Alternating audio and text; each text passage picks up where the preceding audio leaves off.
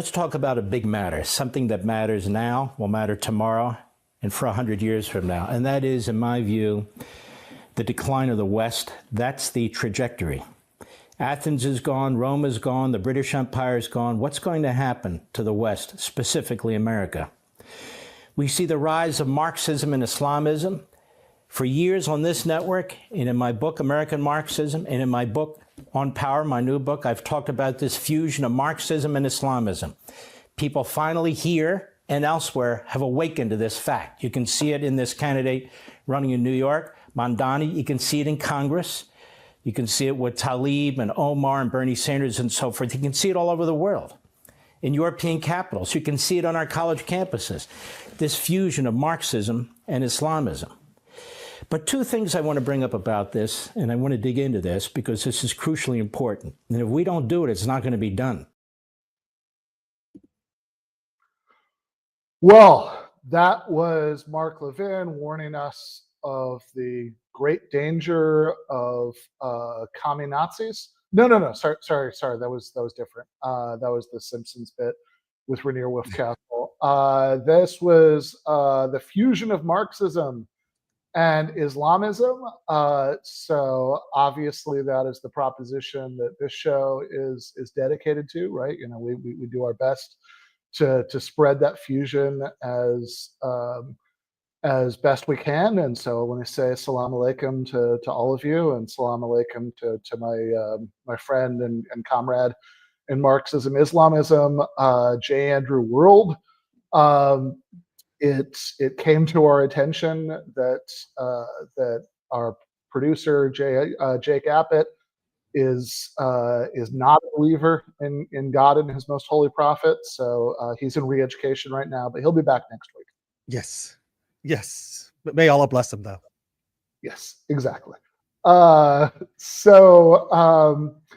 So yeah, this is, I really enjoy Mamdani being used as one of the centerpieces of this, right? You know, just purely for like absolutely no reason other than coming from a Muslim background, and like level of religiosity clearly has nothing to do with it, right? I mean, that's Zoran is about as much of an Islamic fundamentalist as,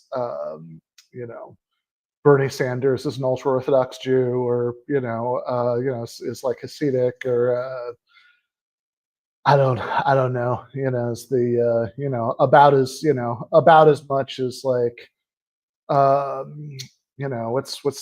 what were you raised as, Andy? Like Baptist? I was, non-denominational Christian, which is usually the crazy people. Okay, right. So you're like so you've got a full schedule tonight after the show of like handling snakes, right? Yes. Yeah. Okay. Making sure that my children dress in long dresses. Yeah, exactly. No makeup. Yeah. As I would expect, yes. So, all right. Well, on the Marxism half of the fusion that Levin warned us about, later, I will be speaking with Nicholas Vrousalis, or playing me speaking with him. We had to pre-record it. He is the author of this book, Exploitation as Domination: Why Capitalism is Unjust. But before we do that, I suppose it is time to go to the opening argument. Oh, wait, we have the Ben's song first. You gotta stream me. Debunk all of it. Logical analysis. You're gonna show us how to argue it. Go. This is based on data from a bunch of different countries. There's abundant evidence that at this point. Okay. So, as I said, the interview today, I'm going to be talking to Nicholas Vrousalis about capitalism and socialism and freedom and unfreedom and economic exploitation, or, more precisely, I already talked to him about all those things because he's in Europe and the time difference didn't make it possible to do it live, but I will be showing you guys the pre-recorded interview, and I'm excited about sharing it. It's a good conversation. And it's not the main subject of that conversation. But of course, one thing that we did get into over the course of it is we touched on libertarianism, which, you know, I suppose you should expect, because libertarianism is a big alternate way of thinking about freedom and, you know, unfreedom, and, you know, what kinds of economic arrangements count as being, you know, as being exploitative or extractive. You know, and, you know, that's a way of thinking about all those things that's very different from the way that you'd think about all those things in the sort of broadly analytical Marxist tradition that Vrousalis and I both belong to. And this is exactly the argument I'm used to having with libertarians.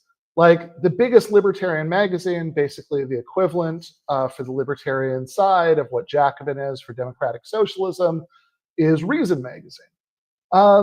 And their masthead says free minds and free markets. So what they're doing with that slogan is they're conflating stuff like freedom of thought and freedom of speech, the kind of liberal democratic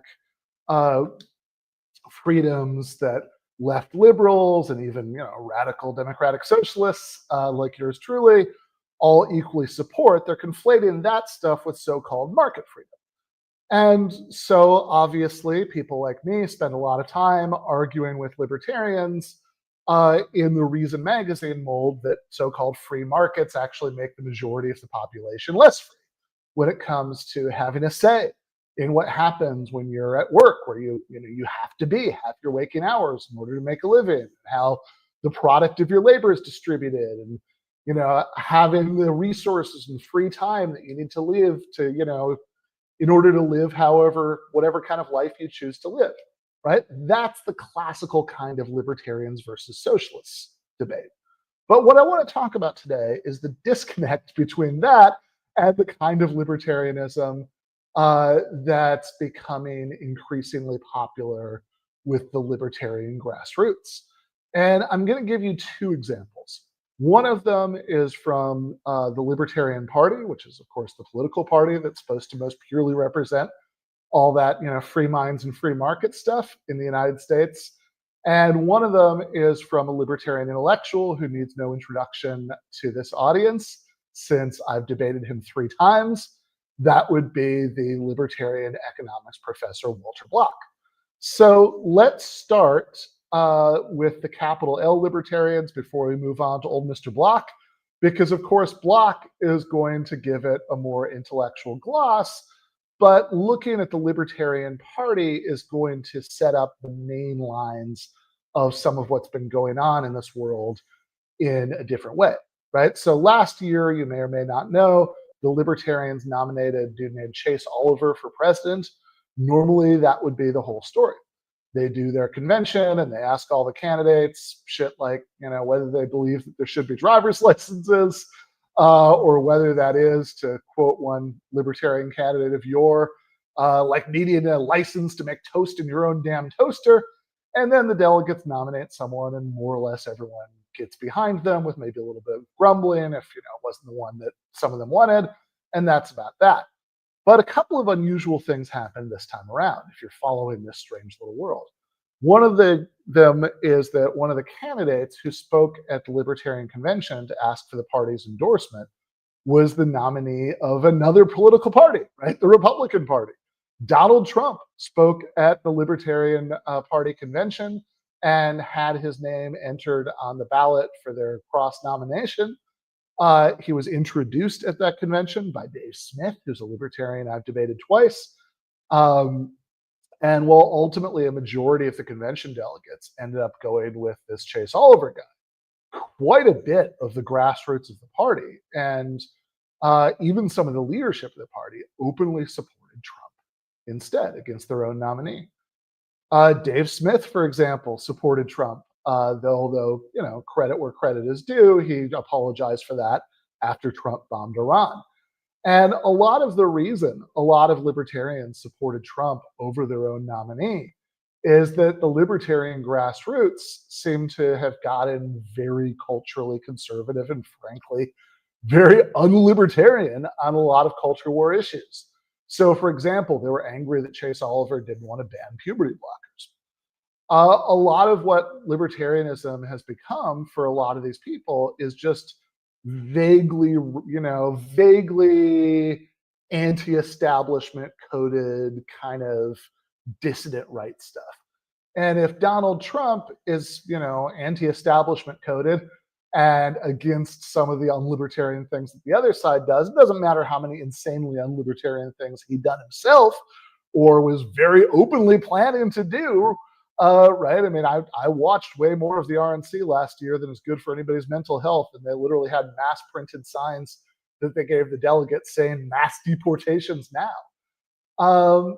So, sticking with that example, you would think that, taking libertarian philosophical premises seriously, not rounding up nonviolent undocumented immigrants for the crime of moving from place to place without the permission of the state, and violating nobody else's rights in any way would be the easiest call in the entire history of easy calls.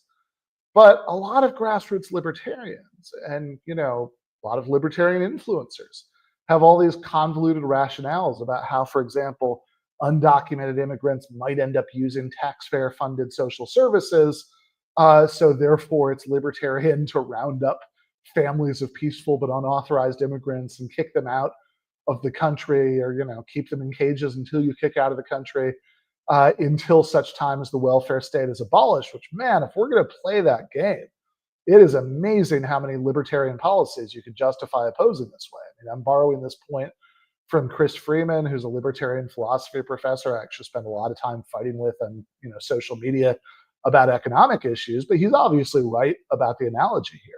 Right? You could just as easily say, for example, drug users might end up needing social services. In fact, statistically, probably a lot more likely to than undocumented immigrants. Even if those undocumented immigrants eventually got some sort of pathway to citizenship. Therefore, you could argue drugs should be illegal on libertarian grounds until such time as the welfare state is abolished. It would make exactly as much sense. Or they'll say, well, there shouldn't be such a thing as public property. All property should be privatized, down to the sidewalks. Libertarians are crazy.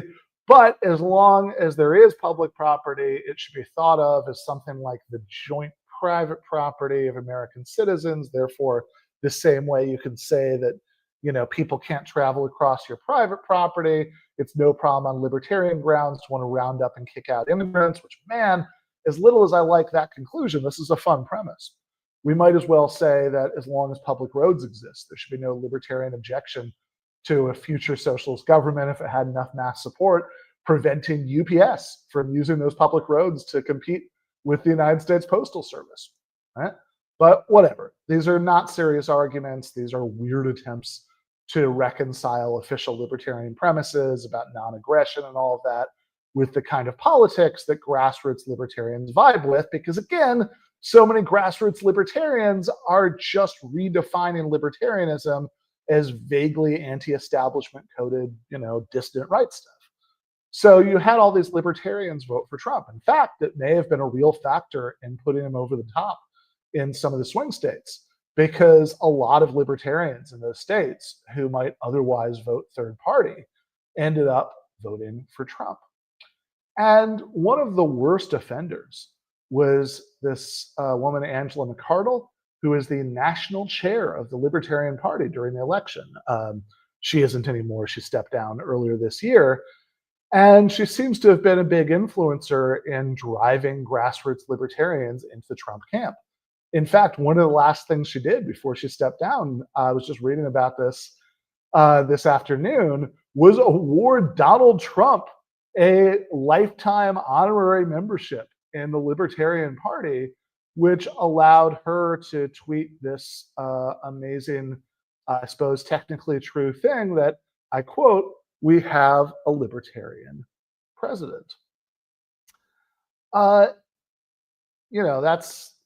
That's beautiful. Not so beautiful is the fact that in the real world, the Trump administration is the most authoritarian presidency in recent American history.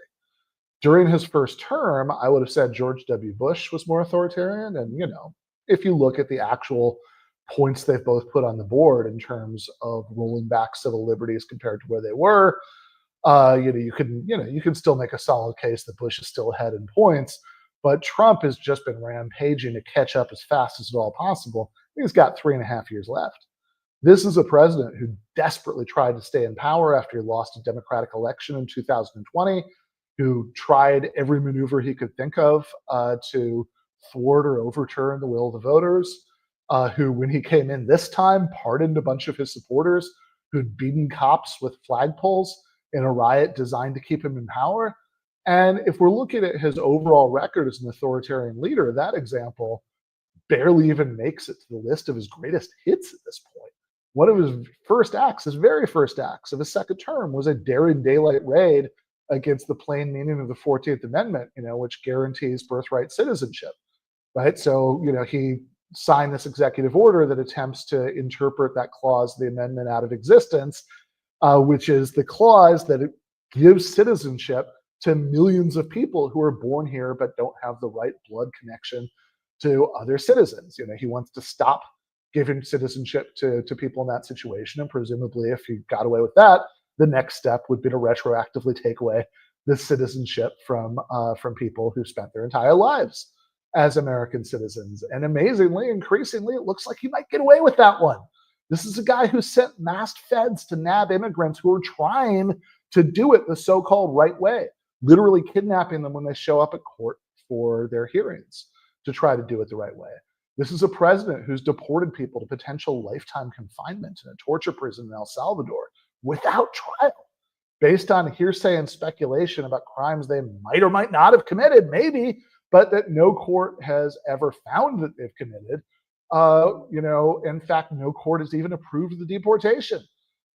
This is a president who's had illegal immigrants kidnapped off the street or out of their graduate student apartments for going to protests or writing op-eds criticizing the state of Israel. And oh, by the way, speaking of Israel, if you maybe thought that ethno-nationalism and libertarianism weren't natural complements, this is a president who's backed that country to the hilt as it's created the world's largest population of child amputees, and increasingly as it is using flat-out mass starvation, to the point that people, there have been more and more cases, of, I think at this point we're up to dozens of people literally falling over in the streets from malnutrition. A president who's actually made his own suggestion about ethnic cleansing. We should clear all those people out of there, so we can turn it into the Riviera of the Middle East, right? While the prime minister of the country that was carrying out, the existing ethnic cleansing, sat there smiling, right? Just while we're thinking about the very terribly libertarian things that he has done around the world. So how could you possibly justify all this on libertarian grounds?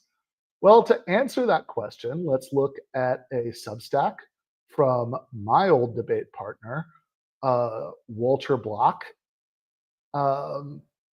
who called grading President Trump's first 6 months.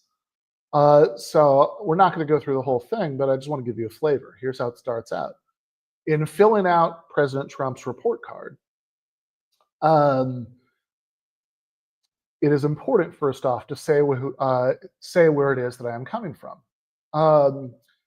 in terms of political economy and philosophy. If I were a Marxist, like my old high school buddy Bernie Sanders, that is actually true. He did go to high school with Bernie. They were on the track team together. I would award the Donald an F+. He must have done something right, but don't ask me what. Okay, so context here. Block is a longtime libertarian for Trump, a longtime advocate of libertarians in swing states voting for Trump, even if libertarians in safe states voted for the libertarian candidate. He was saying all that, I think, back in 2016. Certainly he was saying it all in 2020. And on the show, we've played video of Block justifying that, by saying that the most important thing, right? This is something he said in this last election cycle, is that Trump is anti-war, right? That's what matters most, because the worst thing the state does, he says, from a libertarian perspective, is to go to war. And good God, you'd think that one at least would be out the window now. I mean, even ignoring all the hawkishness and aggression Trump did in his first term, surely after the last 6 months, we could agree that this was all bullshit now, can't we? Can't we? I mean, Trump came into office this time demanding territorial annexations from countries ranging from Panama to Canada to Greenland. And you can say, hey, that was all talk. I mean, everything with Trump is all talk until it's not, right? And how much, what crosses that line and what doesn't is a little unpredictable. But whether that was all talk or it wasn't, what definitely was not all talk? Bombing Iran. Bibi Netanyahu has been doing his song and dance routine about Iran being 5 seconds away from getting a nuke every 6 months since Bill Clinton was president. But none of the other presidents besides Trump actually went for it. None of them bombed Iran for Netanyahu. They all did 95% of what Netanyahu wanted, but bombing Iran was always a bridge too far. Well, not too far for Trump. President No New Wars was the first one who went for it. He carried out John McCain's dying wish and actually bombed Iran.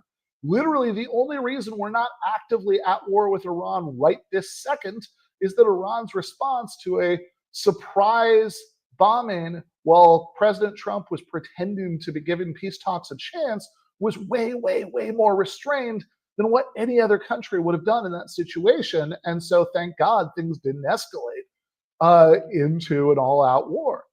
But Trump bombed Iran. In fact, he's been bombing a lot. The Telegraph put out this report that Trump ordered more airstrikes in his first 5 months in office than President Biden did in 4 years, right? The guy who, people like Walter Block said Biden was a warmonger. And by the way, I agree, he was. Right? But by the numbers, Trump is a much worse one. So how on earth is old Mr. Block going to smear, this layer of anti-war libertarian lipstick on this particular pig? Well, let's find out. What does he say? He says, as it happens, I'm an anarcho-capitalist. The most famous adherents of this view are Javier Milei and Murray Rothbard. Here, that government is best, which governs not at all.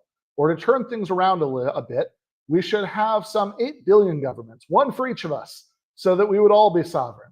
In this case, Mr. Trump would get at least a B, since overall he is reducing the size and scope of government, a virtue. So what he's talking about here is Trump doing, market deregulation, and like Doge in the early months of the Trump administration, going after a bunch of federal regulatory agencies that reined in how much businesses could abuse workers and customers, and the one big beautiful bill encoding a lot of that stuff into law. So if that's the only sort of dimension of government that interests you, how much it regulates business, yeah, okay, I could,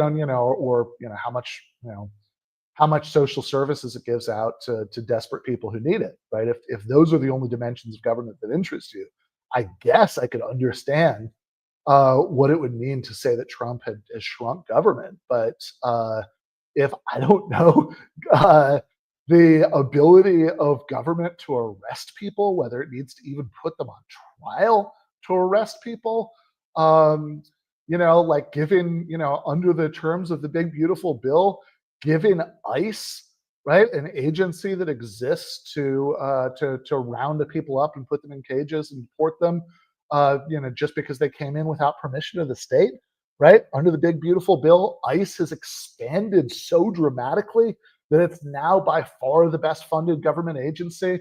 It actually has a bigger budget than the wartime Russian military. Yeah, you would think perhaps that would count as an expansion of government that would offend anarcho-capitalists, right? People who don't want any government, right? You would think that Alligator Alcatraz where, you have like 38 people to a toilet, living in cages.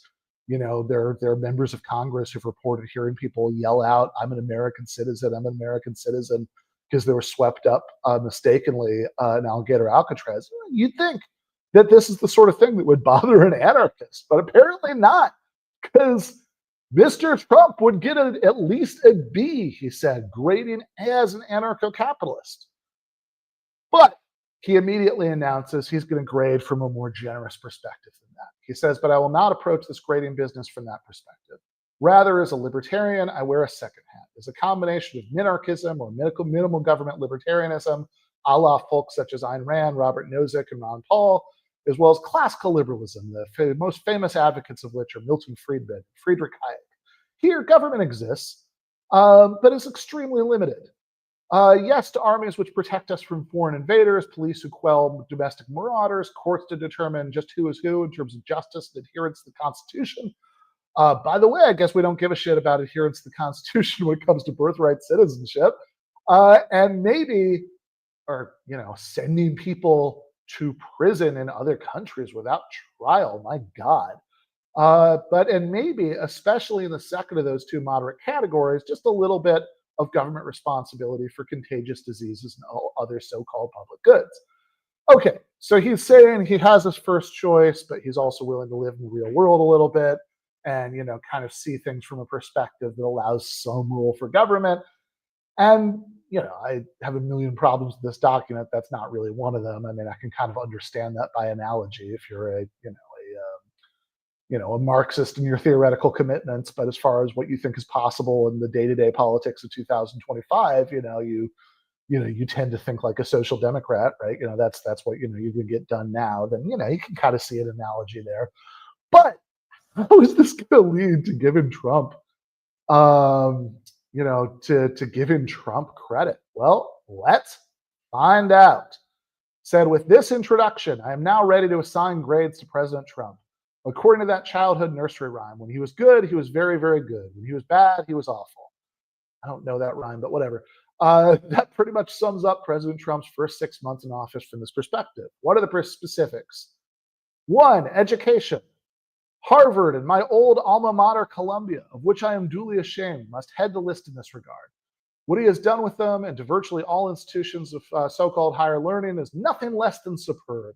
As they stand, these universities are totally owned subsidiaries, the Democratic Party, the far left thereof, where Bernie and AOC and the rest of the squad roam. Donald is not trying to violate their rights of free speech or academic freedom.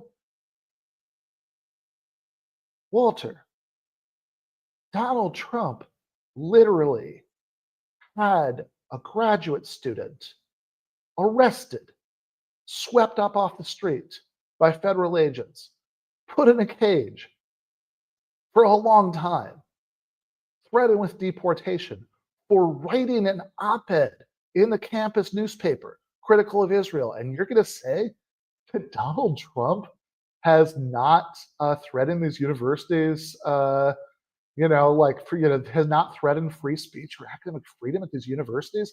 He's imposed, right? He's used cutoffs of federal funds to get some of these universities to include sweeping new definitions of anti-Semitism, to include lots of things that would normally be understood as protected and, in fact, normal political speech, classified as anti-Semitism, has forced them to expand the bureaucracy that they're using to enforce this. And there's no violation of free speech or academic freedom, really? If a Democratic president had threatened to cut off funds from these things, if they didn't include, say, if like a lot of normal conservative and Republican speech wasn't classified as racist in public and punished as racism by the academic bureaucracy, you wouldn't see that as a violation of academic freedom or freedom of speech. All right, that's interesting.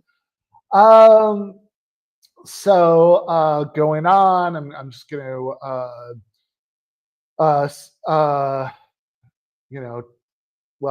read a little bit more of this part. He says, he is only insisting that if they want to continue to have a professoriate that promotes Marxism, feminism, queerism, what is queerism?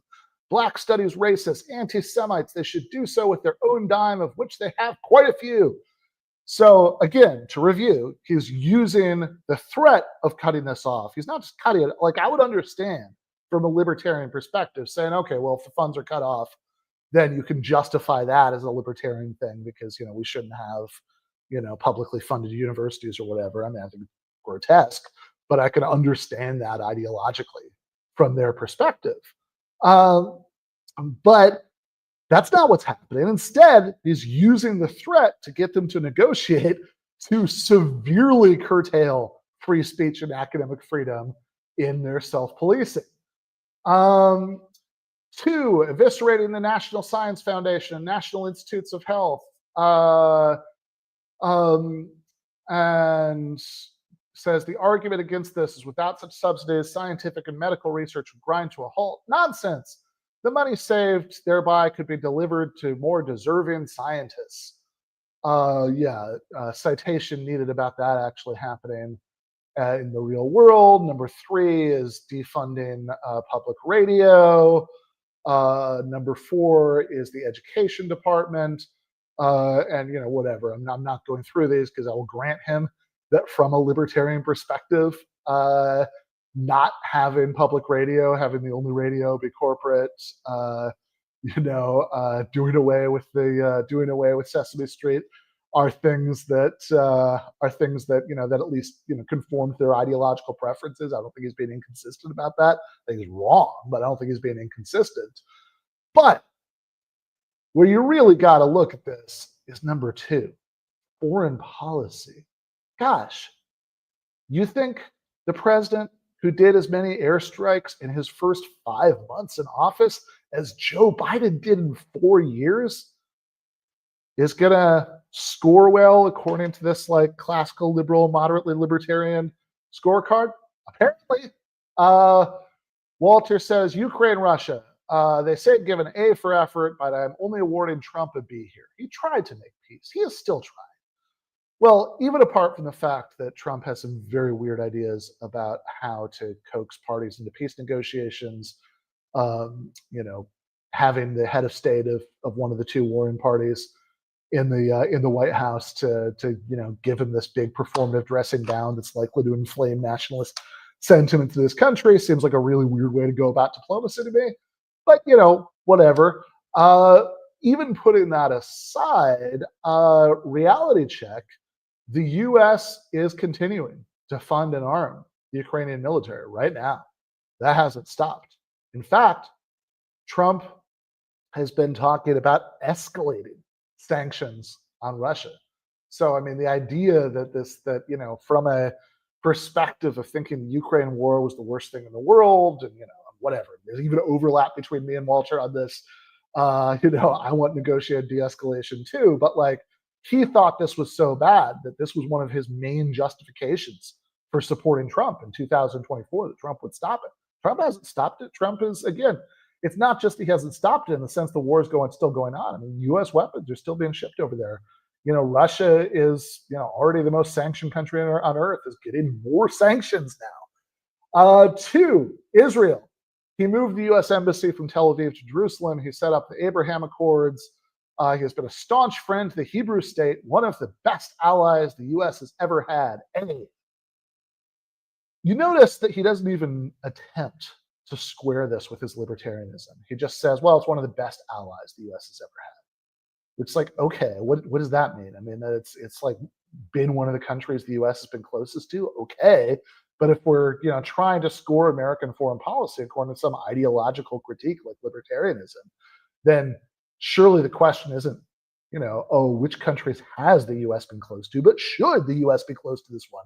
Should the U.S. be extremely close to a country that, again, I mean, forget my principles as a Chomsky radical leftist, but, according to Murray Rothbard kind of libertarian principles, is, I mean, everything about the way this country is set up is just a flaming nonstop violation of those principles. I mean, what was the Nakba, right? The mass expulsion of Palestinians, during the War of Independence in the 1940s. if not one of the most flagrant violations of the kinds of rights that libertarians say that they care about that you could ever hope for. And like exclude, and saying, oh, victims of an ethnic cleansing who had their property stolen from them, that 1948, that they can't come back to the country because if they came back, there would be too many people of the wrong ethnicity in the country. That's libertarian.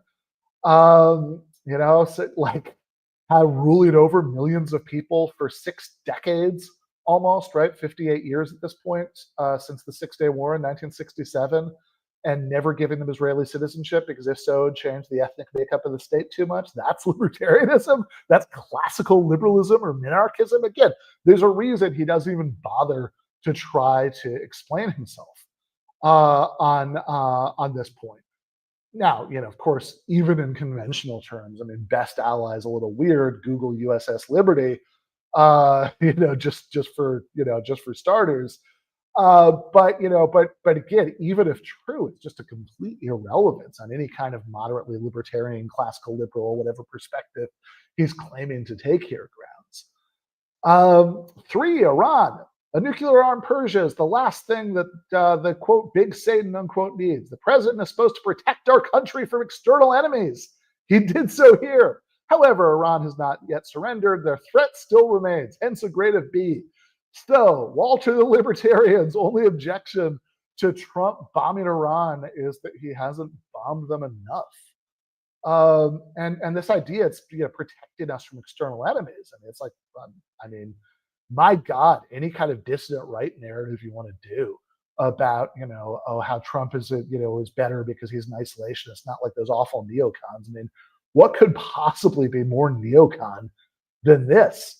Not to even mention the absolute goddamn absurdity of the premise that if Iran joined the nuclear club, they would immediately commit national suicide by nuking Israel, or I don't know, had really good ICBMs and nuking the U.S. I guess.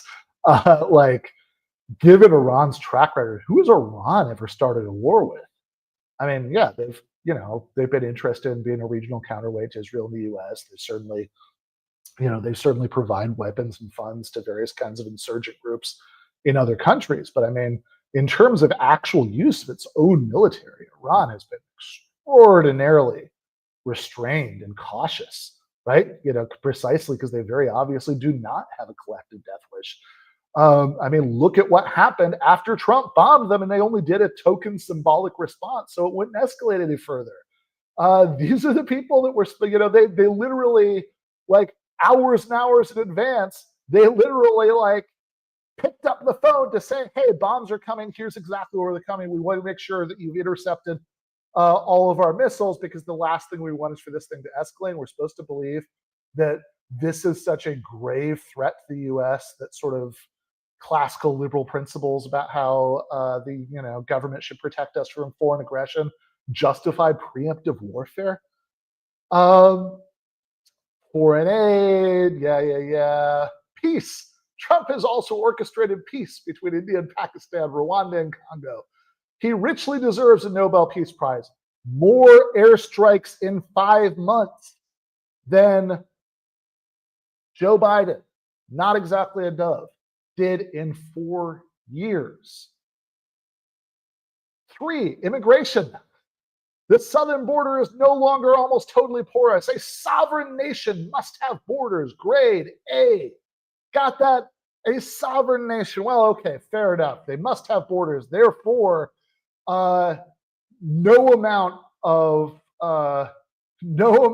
violation of what you would think would be libertarian principles is too much, right? I guess the U.S. wasn't a sovereign nation for the first 150 years that it existed. If you look at not 150 years, but certainly well over the first century that existed, if you looked at how almost completely open the borders were then, much more so than at any point since then. And again, what he's talking about is this escalation of violence against peaceful people who aren't even violating anybody's libertarian property rights, crossing from place to place without permission of the state. I mean, this is the least libertarian thing of all time. Now, to be fair, he let's see. He has he talks about Doge, which he loves. He talks about anti-DEI stuff, which he loves.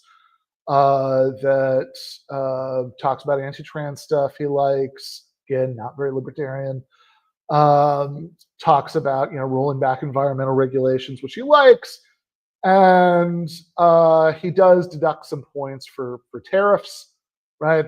Somehow ICE being funded at a greater level than the wartime Russian military doesn't violate any libertarian principles, but economic tariffs do. Fascinating. Sending people to CCOT without trial doesn't violate any libertarian principles, or at least the classical liberal, moderately libertarian principles, but tariffs do, right? Slapping tariffs on products, that's the bridge too far. And he devotes some he does, to be totally fair, deduct some points for the demands for territorial annexations from Greenland, Canada, Gaza. So I guess that's something.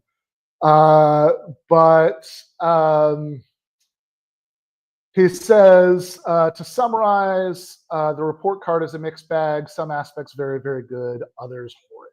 How would this compare had Kamala Harris been the subject of this report card? Pretty much straight F's on everything, except for giggling and word salad. A's there. All right. There you go. Thanks for that, Walter. And honestly, what depresses me the most about all this is that this is not the stuff that I want to fight with libertarians about. In fact, it's not really what I want to fight with anybody about. I want to be engaged in an ideological war where the liberal democratic basics, what in the Marxist tradition we call bourgeois democratic rights, are just a baseline everybody takes for granted. Those are battles that were fought and won a very long time ago. So what we have to fight about now is the economic questions that remain, the distribution of wealth and power of the means of production. And we can fight about all that stuff, right? Having settled that political question from the 19th century, now we can fight about what 19th century radicals called the social question, about the questions about economic power, the political spectrum going from libertarians on the far right edge of that spectrum, arguing that capitalist property rights are sacred and any tinkering with them is tyranny, and a bunch of mainstream liberals and conservatives somewhere in the middle of the spectrum, and then people like me at the opposite end of the spectrum, from the Angela McArdles and Walter Blocks of the world, arguing that letting a small minority of the population monopolize the means of production means exploitation and unfreedom for the majority of the population, and we can only really create a society of human flourishing and real meaningful human freedom by moving towards an economy based on collective ownership and workplace democracy. Right? That's the fight that I want to be having with libertarians. Somehow, though, those bourgeois democratic basics, the kind of shit that's half of what Walter's so-called classical liberalism is supposed to consist in, has been largely abandoned by the supposed classical liberals.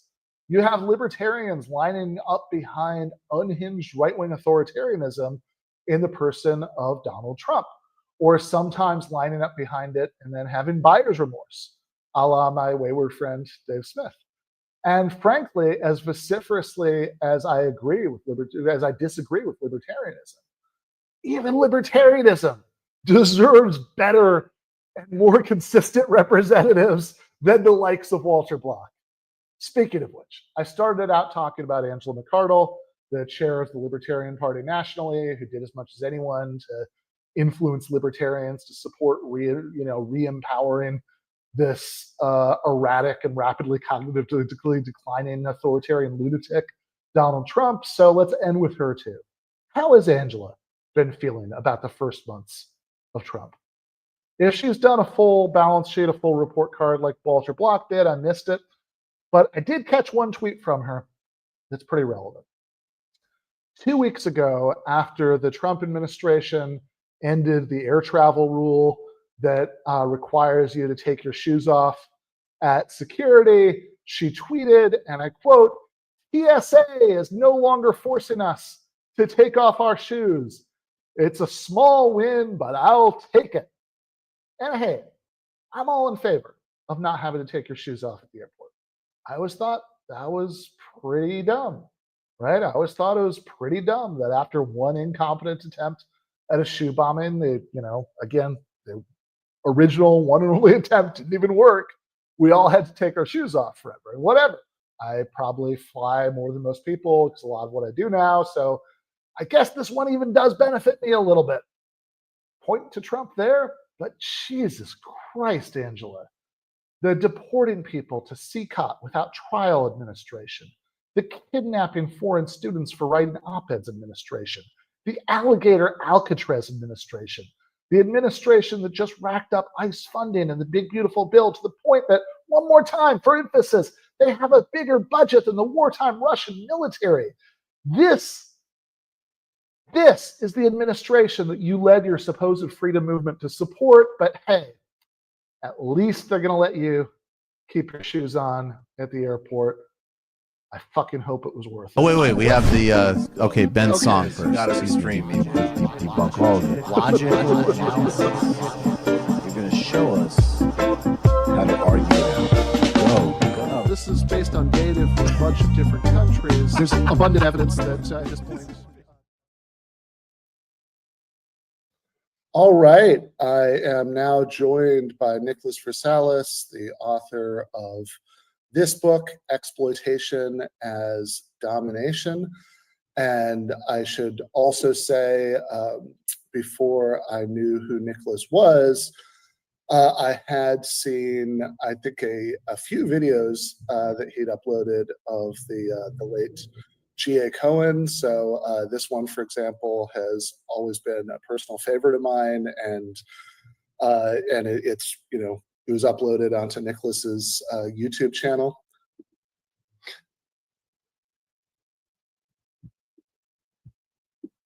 My late supervisor at Oxford, Professor Gilbert Ra.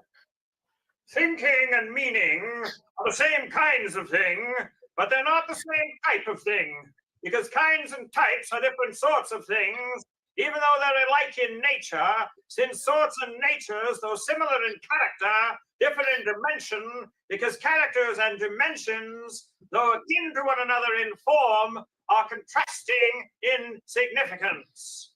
There's a distinction between nature and character, and there's a distinction between character and significance. But the difference between nature and character is a different kind of difference from the difference between character and difference. But it's also the same kind of difference. Thinking that if a different kind of difference is different from the same kind of difference, then it can't also be the same, is being caught up in some ancient prejudice and being unable to think blah, blah, blah, blah, blah, blah. Amazing.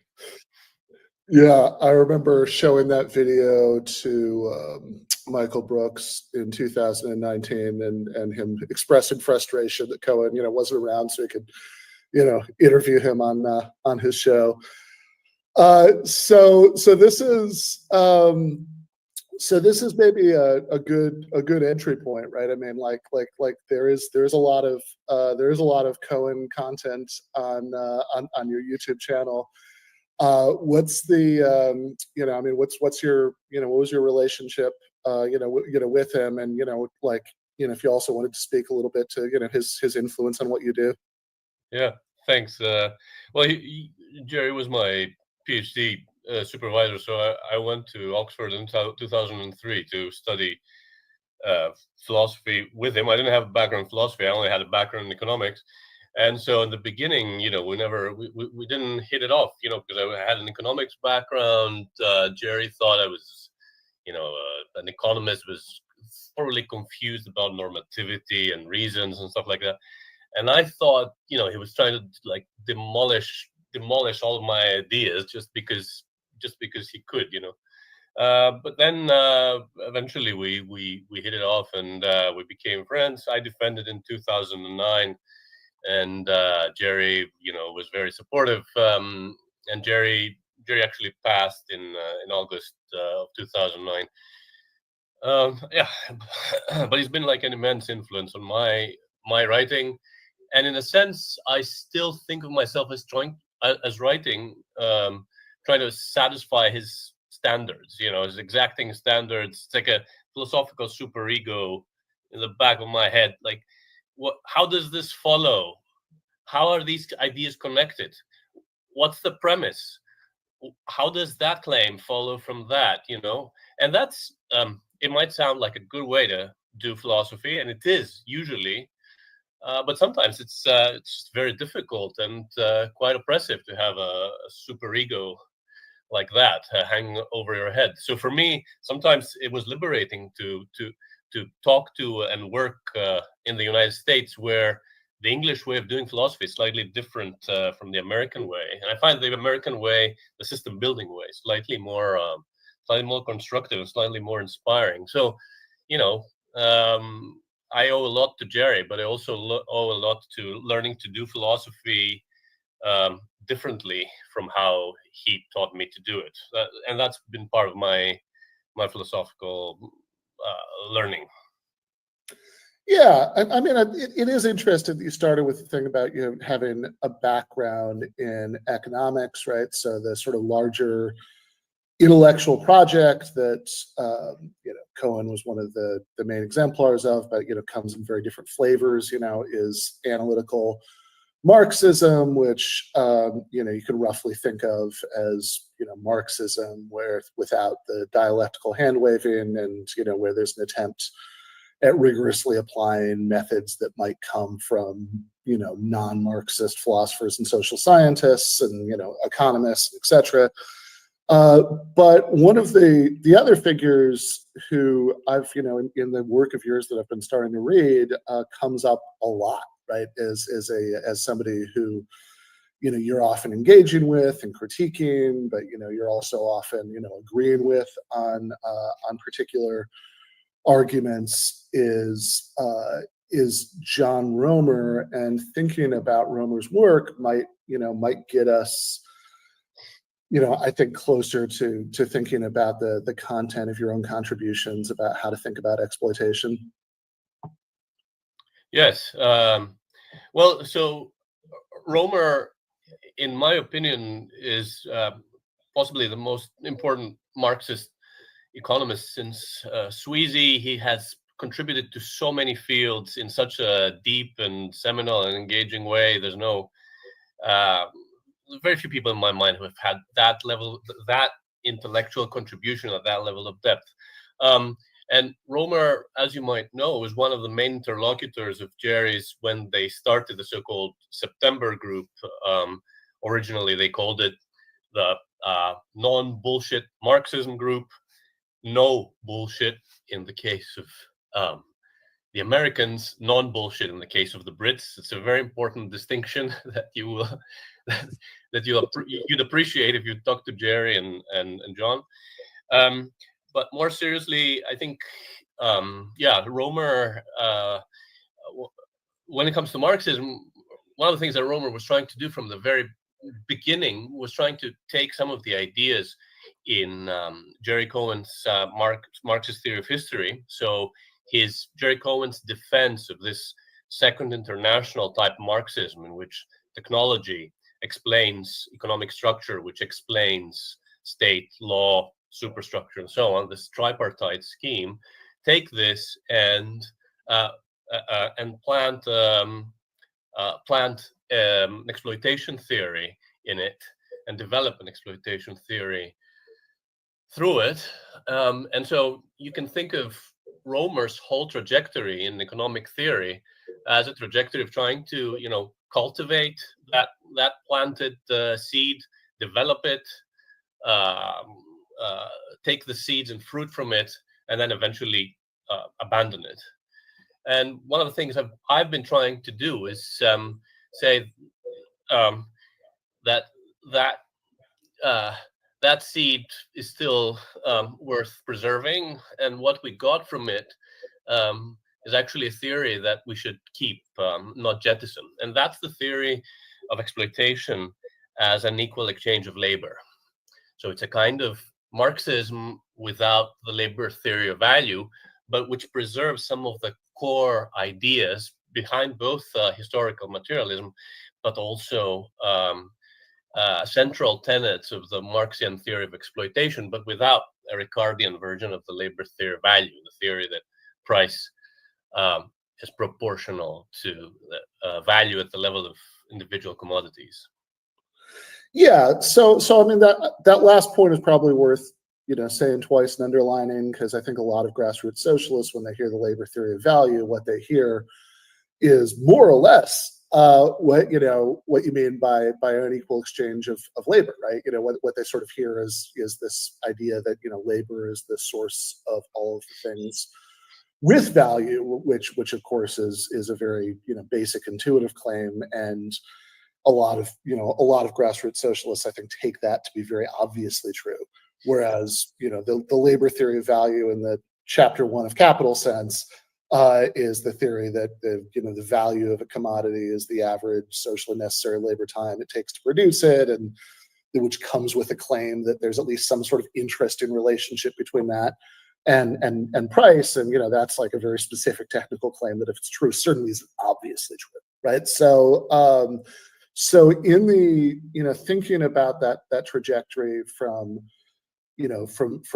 Cohen to Romer, if there's, and then to the work that you're doing now, right? You say you want to sort of preserve this sense that this theory of exploitation that's associated with historical materialism. So I guess the idea there is that different forms of social organization are maybe differentiated by the form that the extraction of unpaid labor from immediate producers takes, but without tying everything to this very specific technical claim about value that these days even many academically trained Marxists who are otherwise very sympathetic to Marxism reject.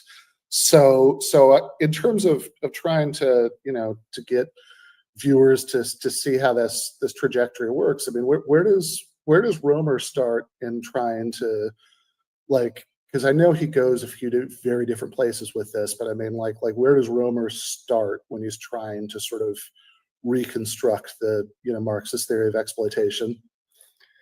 Yeah, so the first step, I suppose, is to stop thinking about the labor theory of value as a theory of the determination of price, for obvious reasons.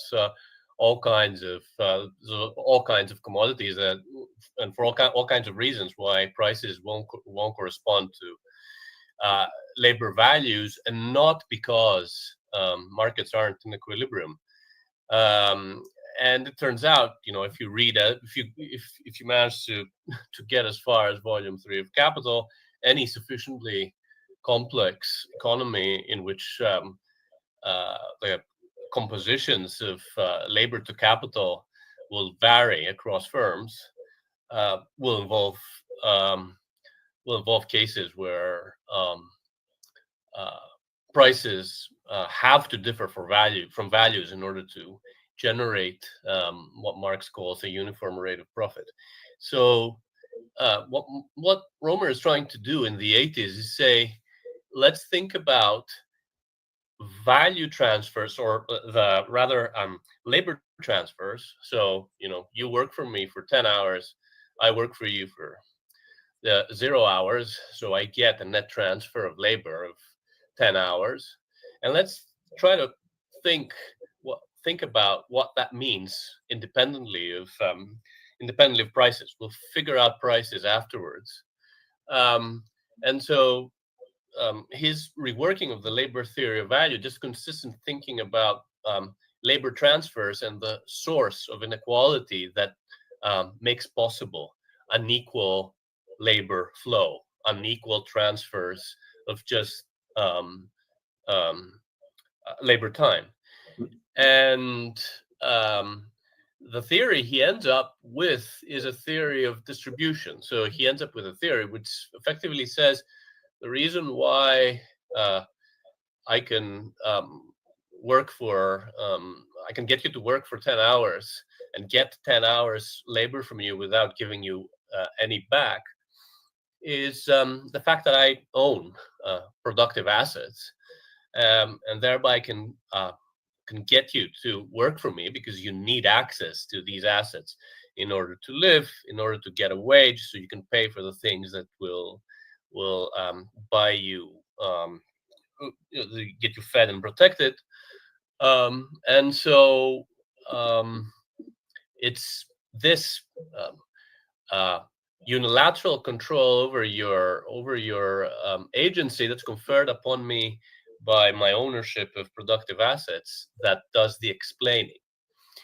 And so Romer's move in the 80s is to say, once we've separated the theory of price determination from the theory of labor flow, we have an independent explanation for why unequal labor flow is obtained. And then in the 90s, he goes a step further and says, we don't even need labor flow. All we need is to think about capitalism, but also other modes of production in terms of differences in control over labor capacity and means of production. And so the theory of exploitation then takes the back seat, and what comes to the fore is a theory of property relations. And that's what Marxists should care about. Marxists shouldn't be interested in exploitation. They should be interested in property relations. And that's where eventually Romer ends up, but most of the analytical Marxists, so Cohen also, to some extent Eric Wright, end up in the more liberal side, let's say, of this discussion, which involves reducing most of the complaints of exploitation to a theory of distributive justice. Yeah, so that's interesting because I mean I think about Cohen and he has I mean stuff he writes about exploitation. Now granted, I mean this is like sort of scattered over his career, right? So it doesn't necessarily track the evolution, right? But he's got a famous paper called the labor theory of value and the concept of exploitation, where he's saying, no, it's okay, you can sort of still accept the Marxist exploitation claim without bringing in the labor theory of value, because you sort of here's the argument and here's a version of the argument where you like skip one step, it still works. And I think the way I'd always read his claim, which might be wrong, right, is he has another paper called the structure of proletarian unfreedom, which is all about the claim that workers under capitalism are forced to work for capitalists, and so I'd always taken it as I guess in my head I'd always put those together and said, okay, well there's a kind of forced theory of exploitation here, right? That you have to that something is being extracted, whether we're ultimately cashing it out in terms of of labor time or products or whatever it is, right? And the thing that makes it exploitative is that it's being extracted against the will of the workers, that they're forced to do it. But just for clarity in my own head, as much as anything else, right? You're saying like the kind of story that you're giving me right now is like, okay, maybe at some point in his career he did think something like that, but ultimately he kind of landed in something more like this late Romer view that what we really care about is unequal distribution of the means of production, and the exploitation is the sort of secondary thing downstream of that. Yeah, I think they converged on that view. I mean, there's all kinds of differences across both. So Jerry changed his mind a number of times about the exact locus the main complaint, or the major central complaint against capitalism. So did Romer, but I think they ended up at a similar spot. Now, there's a bunch of things to say. One thing is, what a wonderful essay. Yeah. The labor theory of value and the concept of exploitation. What a wonderful essay, huh?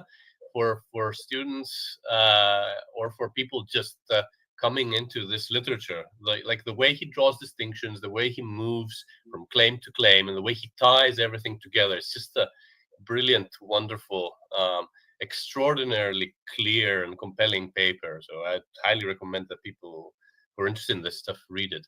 But there he makes the valuable point that the labor theory of value, even if true, does not explain what's wrong with exploitation, and in fact, exploitation can be wrong without the labor theory of value. So as he puts it, the labor theory of value, at least the Ricardian version of the labor theory of value and the theory of exploitation, the relationship between these two theories is one of mutual irrelevance.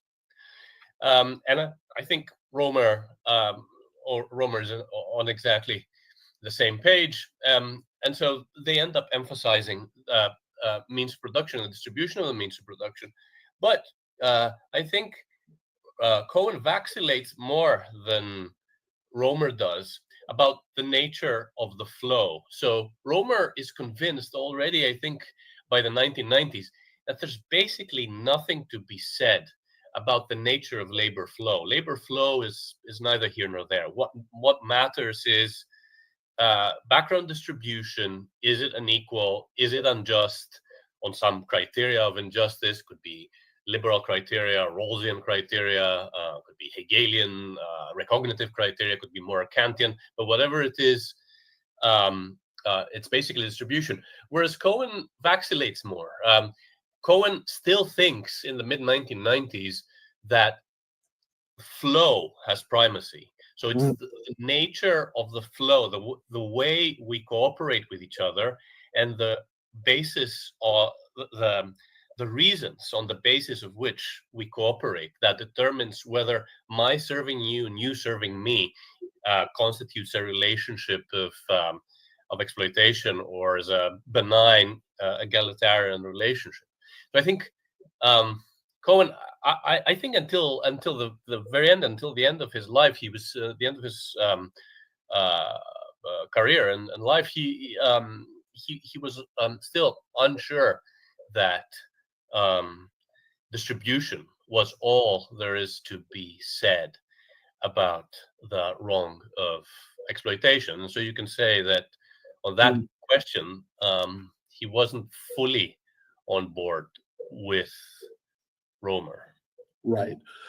Okay, so that's interesting. That's helpful. And I think one way of maybe transitioning into talking about your own view about all this is to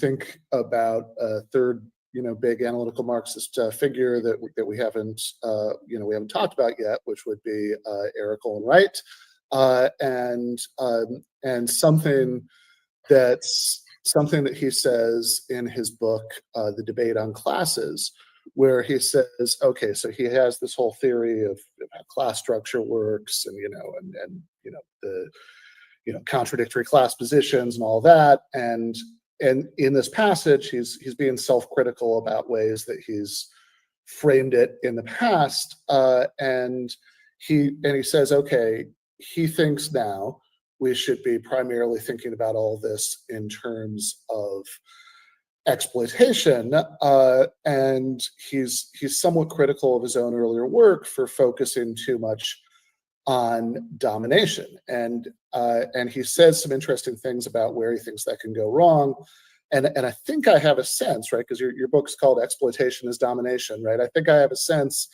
of how your way of thinking about domination might respond to these concerns, but I'd be interested in hearing it. So he says, the concept of domination does not in and of itself imply any specific interest of actors. Parents dominate small children, but this does not imply they have intrinsically opposed interest to their children. Skipping ahead a little bit, if we wish to remain retains some sense in which the interests of individuals as members of classes are not simply whatever interests those individuals subjectively hold, then the shift to a domination-centered concept renders this more difficult. And he says domination-centered concepts of class also tend to slide into what can be termed the multiple oppressions approach to understanding society. Societies in this view are characterized by a plurality of oppressions, each rooted in a different form of domination, sexual, racial, national, economic, none of which has any explanatory priority over any other. Class then becomes just one of many impressions with no particular centrality for social and historical analysis. Yeah, so there's a bunch of things here. So one is, I suppose, the connection between domination and interests. Another one is the claim that the idea of interests won't take us where we need to go. And then there's the question about the diluting function of an interest focus. And so there's many ways to go here. So one thought that I'm attracted to is that a theory of domination does not necessarily need to be a theory of interests, or at least does not need to make interest either in a subjective or in an objective sense central. I mean, class domination might be thought of in terms of a clash of interests. That's one way to go about it. But another way to go about it is from another direction, which is the constitution of power. And you might think that power necessarily makes reference to interests, but it might also just be about control over other people's lives, over their beings and doings, and so on. Well, I think that's the concern, though, right?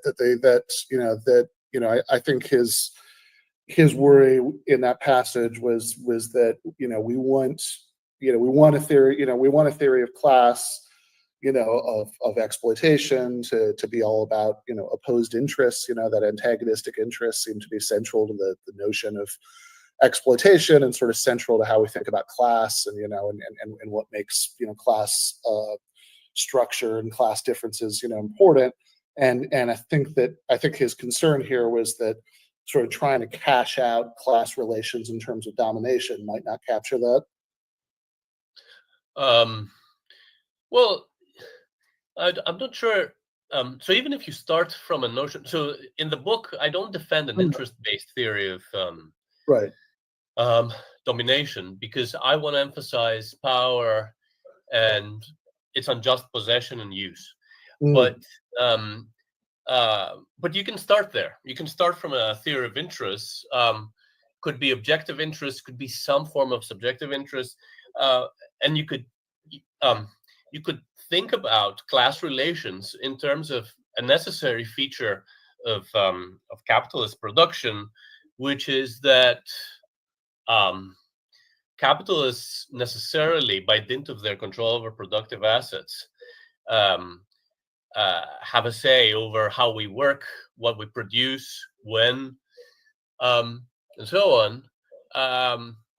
And so they control that interest of ours, but we don't, and we can't, as long as we don't have control over these assets, do the same to them. So a domination-based theory, an interest-based theory of class conflict is possible. That would emphasize something like domination of labor by capital, on the grounds that capital isn't and can't be forced to promote our interests unless we control the productive assets, unless the disposal of total productive assets in society is up to us. Now, who we are, I think, is a difficult and under theorized question, and the answer to it has to be something like we are whatever a sufficiently elaborate democratic theory of how we talk to one another and act publicly in our own name as free and equal people tells us. So long story short, I think you can have an interest-based theory of domination that emphasizes class, but you don't need one. You can also have a domination-based theory that emphasizes class and which has capital dominating labor without emphasizing interests. You can emphasize private power and private control over people's lives, contrasted with public power and democratically controlled power. And that's where I think I want to go. Gotcha. So just out of curiosity, I mean, I wonder what you think about the kind of last chunk of the quote where, one of his concerns about, emphasizing domination per se rather than opposing interests is that it might sort of give short shrift to what's distinctive about class relations, right? Because you can have a number of different social relationships that are oppressive in some way, right? I mean, he gives the example in that passage of sexual, racial, national, right? Like so there like a number of different things that in some sense or another are forms of oppression, right, are going to exist in society. But I take it his concern in that passage was that we want to preserve this idea that there's something that's especially important or explanatory about class relations. And if you're sort of emphasizing what they have in common with all these other axes of oppression, which is that there's some sort of relationship of power and domination going on, you might then miss what's important and different. Yeah, so I think that's very important, but there's all kinds of ways of thinking about the primacy of class, in a sense, if you want to call it that. I'd call it the primacy of labor. But you can emphasize it at the level of the constitution of the domination relation. So there's capital, there's labor, and there's a domination relationship, and that domination relationship is defined in terms of interests. And so you get class struggle and class inequality on the basis of interests already at the level of normativity. But you might not do that. You might think about on the purely normative level. You might define everything either in terms of interests or in terms of power relations and unjustified power relations over others, and then try to locate the intersection. For example, in the case of intersectionality, intersectional oppressions, racial, gendered, class, you might try to locate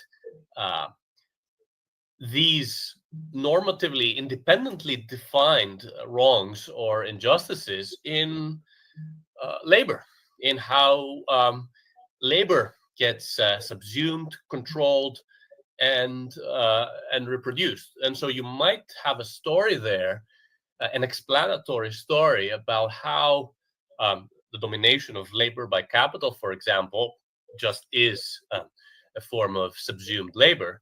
But the story might be, the explanatory story, for example, for women's oppression and patriarchy might just be about control over women's reproductive capacities at the level of explanation.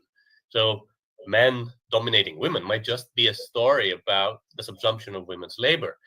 And it might also, the story about race might also be a story about the subsumption of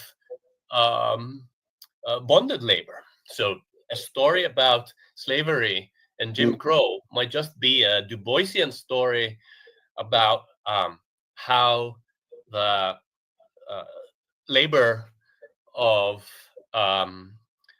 African Americans gets subsumed by the labor of capital ascendant in the South and in the North in coalition to keep down wages and prevent a real reconstruction. So all of these stories might converge under the idea of subsumed labor.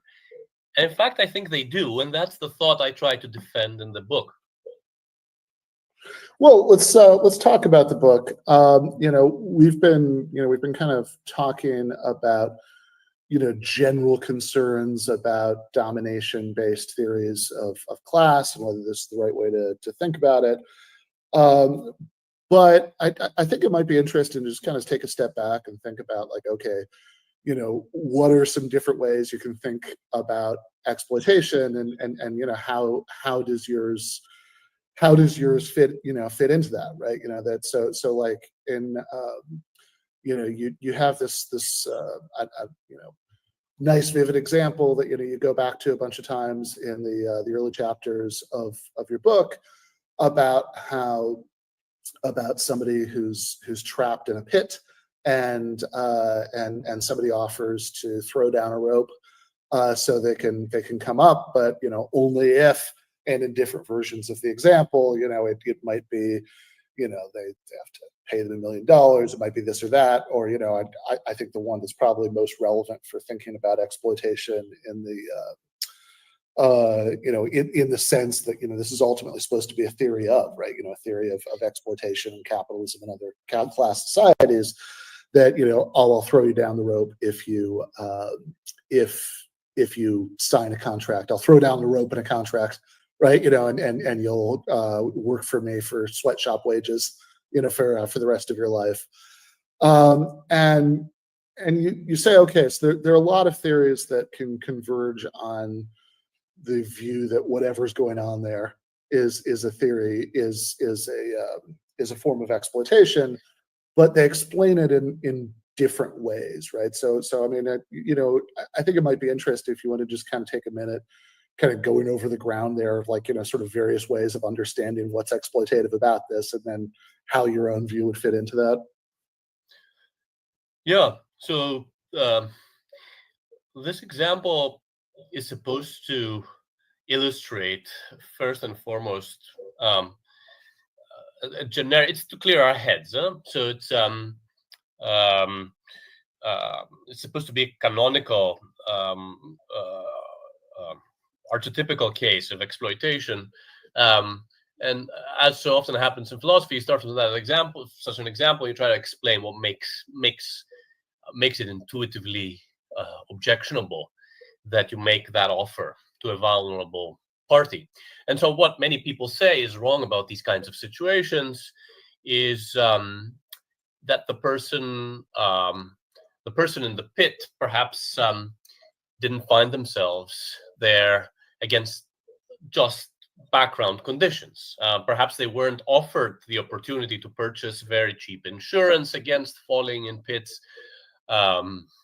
Perhaps they they weren't forewarned, and so on. So immediately you get a distributive account of what makes offers like that objectionable. Yeah. And I think the obvious rejoinder to these kinds of theories is that there might not be any such background injustice. Perhaps the person in the pit just didn't buy costless or very cheap insurance. It's her fault that she found herself in the pit. And yet it still seems problematic that someone would make such an offer.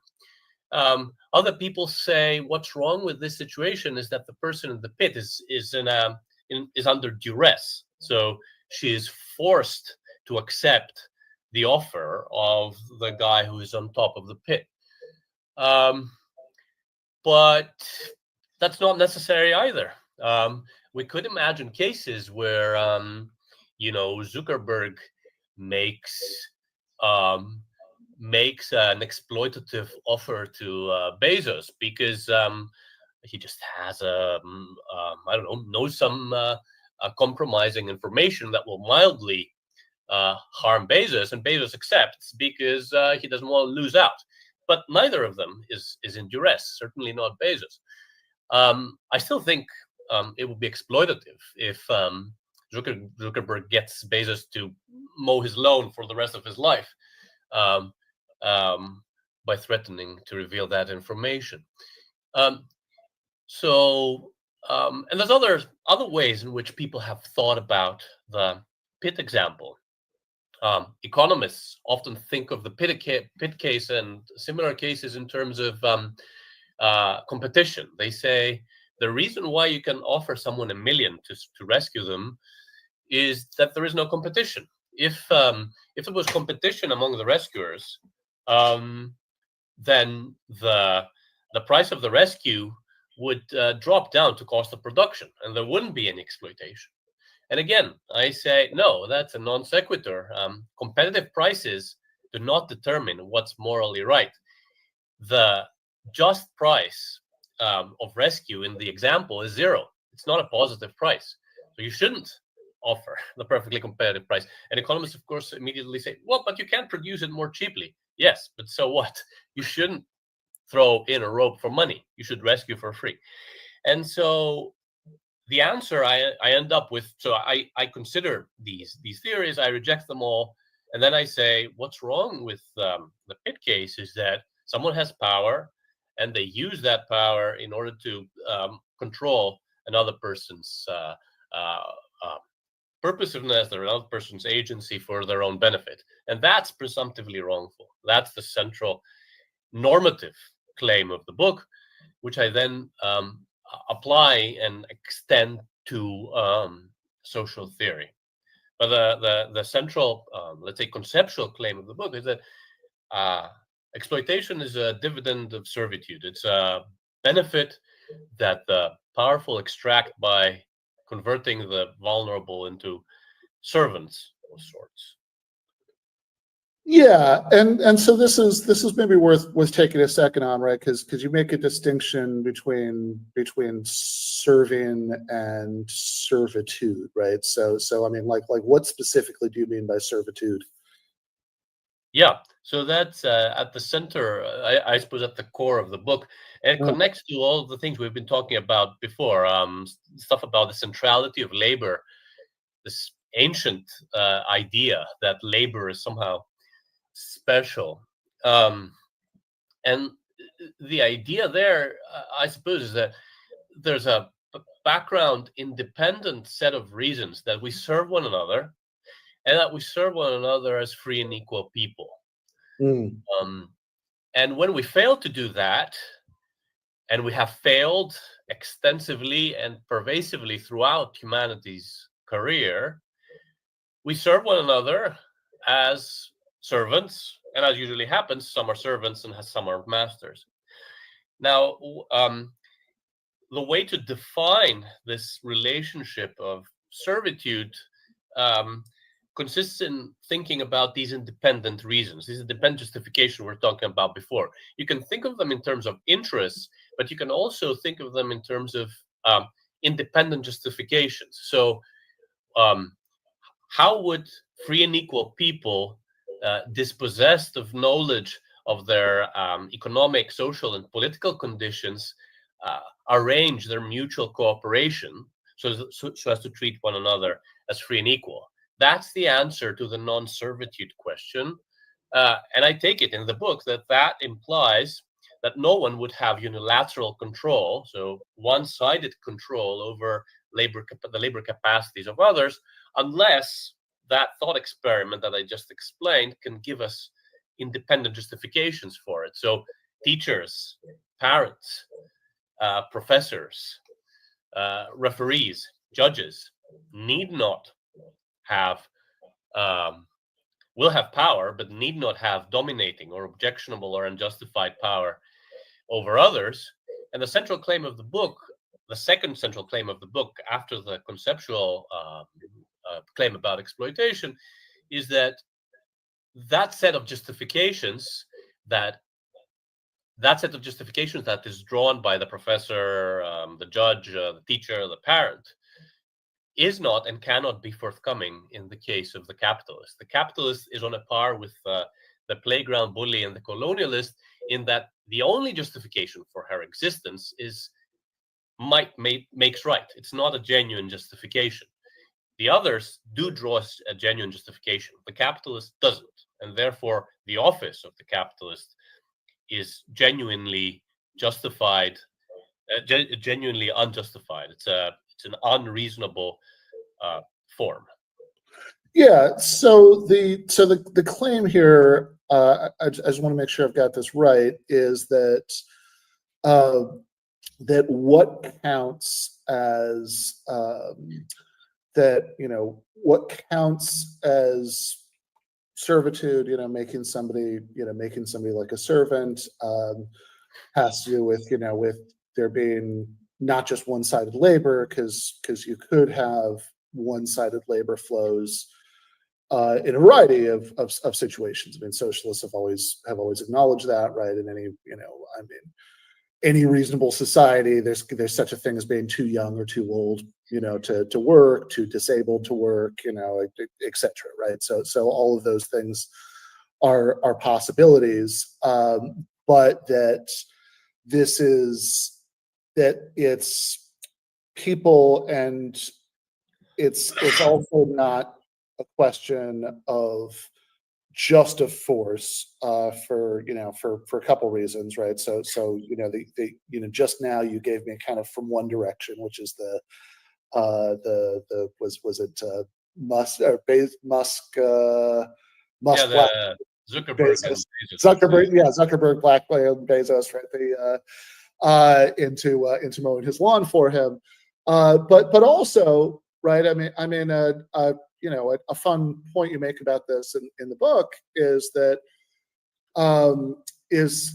you can't, like, just having a one-sided labor flow that involves some kind of involuntariness, that it's not only maybe not necessary because of the Zuckerberg Bezos example, but it also doesn't seem sufficient, because if the only people, if you accept that workers are forced to work for capitalists, and you also accept that taxpayers are forced to pay taxes, then it looks like the only people who could sort of consistently reject involuntary one-sided labor flows would be people who agreed with socialists about capitalism, but also agreed with libertarians about taxation, which is like almost nobody.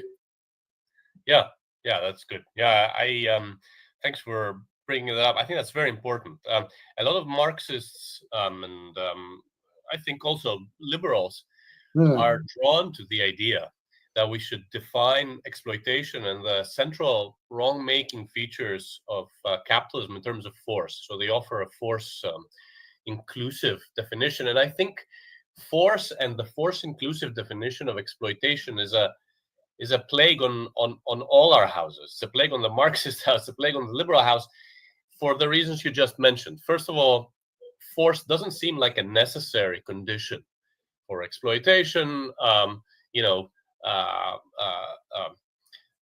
Can Zuckerberg exploit Bezos? Of course he can, but Bezos doesn't need to be forced in the situation. There doesn't need to be any duress, let's say. Exploitative relations are compatible with billionaires exploiting one another, and they do. But that's not the more interesting bit. The more interesting bit is whether, as you say, force is a sufficient condition for exploitation. And there, if we grant that thought, then we will find it very difficult to explain why taxation transfers from able-bodied people to disabled people, for example, labor transfers that are forced through the coercive power of the state are not exploitative. And we shouldn't, of course, think that. But in order not to think that, we should jettison the force inclusive account of exploitation and go with something, I think, in the vicinity of the domination theory, which enables you to say both things. Zuckerberg does exploit Bezos, and therefore force isn't a necessary condition for thinking about exploitation. And the able-bodied who contribute through general taxation to the lives of the disabled are not exploiting them, precisely because they're not dominating them. There's an independent justification for why we should contribute to general taxation, and that's the freedom of the poor. Without it, the poor disabled people won't be able to make do, and that's not a contract we can have. That's not a situation which free and equal people can condone in their own name, because that would mean to make these people destitute, and that's not something we can rationally accede to. Yeah. Okay. So the rather than saying that the extra ingredient that makes one-sided labor flows exploitation is forced, you say that it's domination. And what you were saying before about how, okay, in a sort of desirable future socialist society, would still have parents, coaches, et cetera, who exercise various forms of power. But the difference is that those could be justified, right? That you could have that, maybe sort of relations of power are, presumptively bad, but, can be found innocent. And whereas the capitalist doesn't pass that test. So just so I'm clear about the relationship between concepts here, so part of what you mean by domination involves failing that test, right? That it has to it has to be unjustified power to count as domination in your sense.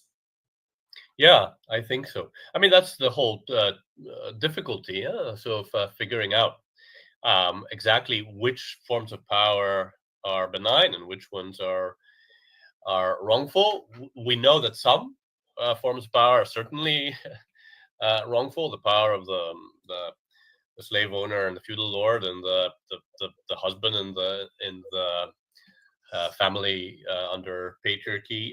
But there's other plausible candidates, and in the book I try to make the case that capitalism, the office of the capitalist as owner, not as function, not as entrepreneur, because that's different. That sounds like a form of labor.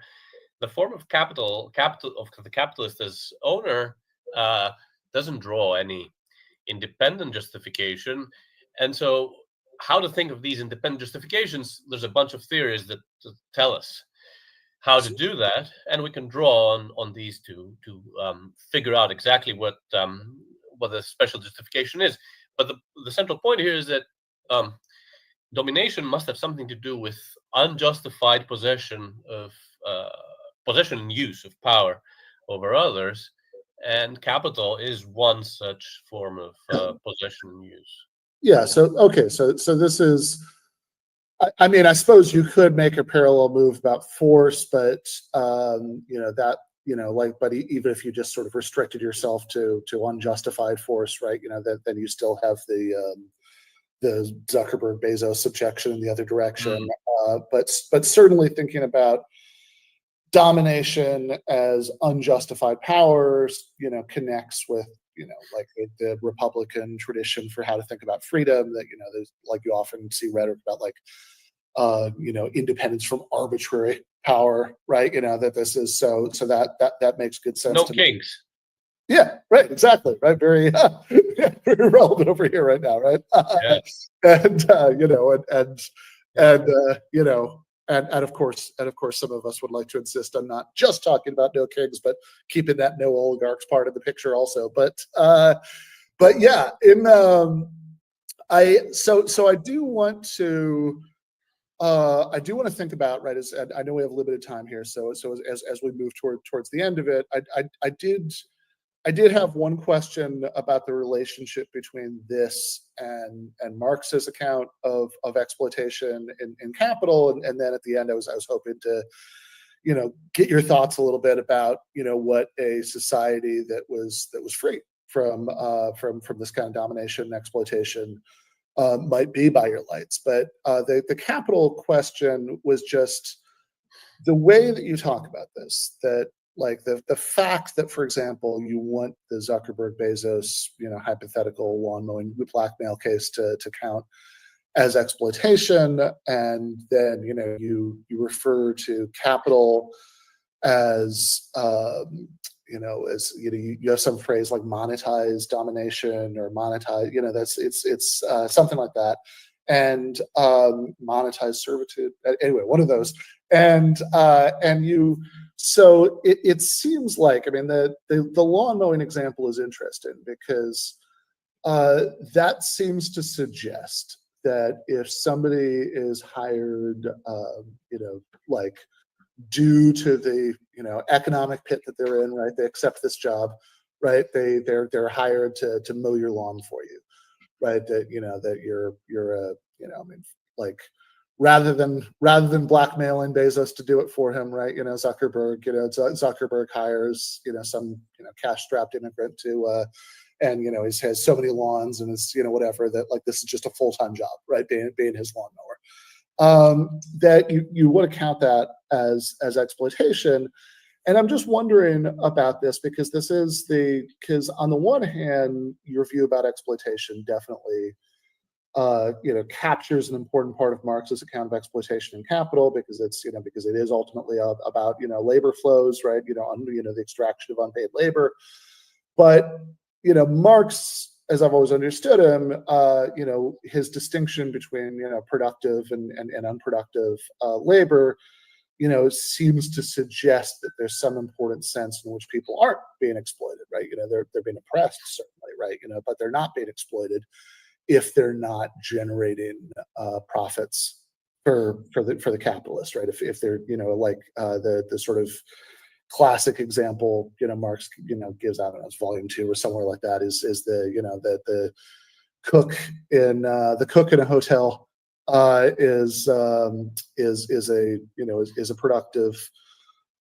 a productive worker because he's and he's having surplus value extracted from him because he's helping to generate he's making commodities, right? For the hotel owner, whereas the cook in a rich person's private home is not.